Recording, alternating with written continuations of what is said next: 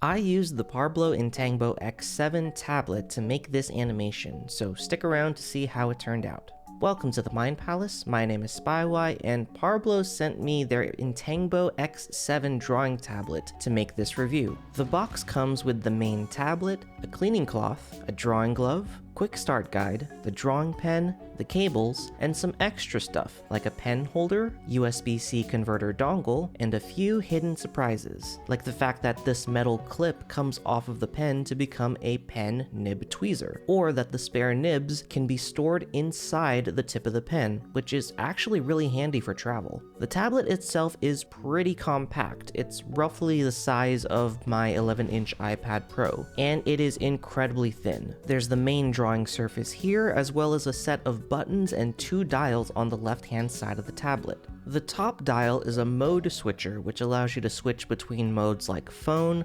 pad, Chromebook, and customized. So if you use something like Ibis Paint X on your phone, or if you use Clip Studio Paint on your computer, you can switch between those and it'll just work as intended. I personally have it set to pad in order for it to work with my MacBook Pro. The big feature of this tablet is the big dial at the top that spins. You can use it to set your brush size, you can use it to rotate the canvas or zoom in and out, and there's a button in the center that you can press to switch between different modes. The buttons themselves actually feel really nice to press and click, and to me it almost feels like the buttons that you would find on like a fidget toy. Now moving on to the setup. The setup was actually pretty simple. I basically plugged it in using the USB converter dongle and plugged that end into my laptop. The T-shaped end of the cable fits into the side of the tablet, giving it this really clean look overall once plugged in. In order to use the tablet, the instructions very clearly state that you should download and install the tablet driver. Installation was super simple. I got it set up and yeah, that was pretty much it. I spent a few minutes mapping the buttons and dials to some functions that I'd use daily, like zoom in and out, rotate, pencil and eraser tools, move canvas, and so on. Now, for the drawing experience, getting used to the tablet was actually a lot easier than I expected. At the start of my animation journey back in 2017, I actually used a really cheap $20 drawing tablet in order to draw all of my animations, and so getting that muscle memory back took a lot less time than anticipated.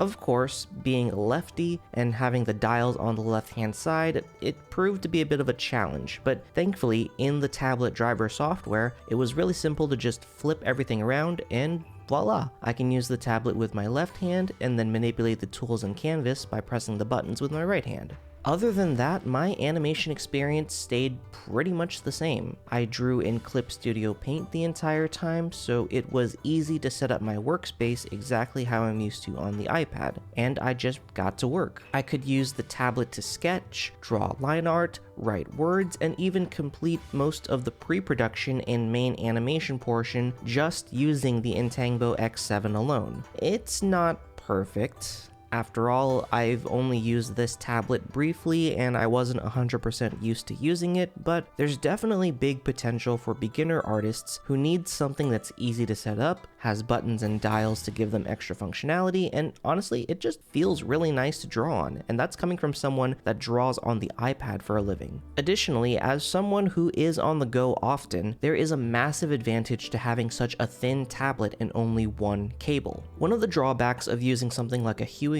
tablet, for me personally at least, is that if you don't have the special USB-C connector cable, then you're resorting to using the big bulky cable that comes with multiple plugs.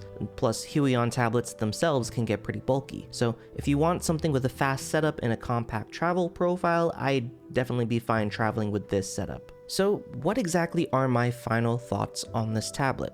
Honestly, if I were a beginner artist and I couldn't afford a Huion tablet or an iPad, this is a decent option, especially if you're just starting out on your digital art journey. It costs a fraction of what those other tablets cost. And I didn't even mention the fact that this tablet comes in black, pink, and green, and just look at those colors. I love pastel colors, and this is honestly just really pretty to look at.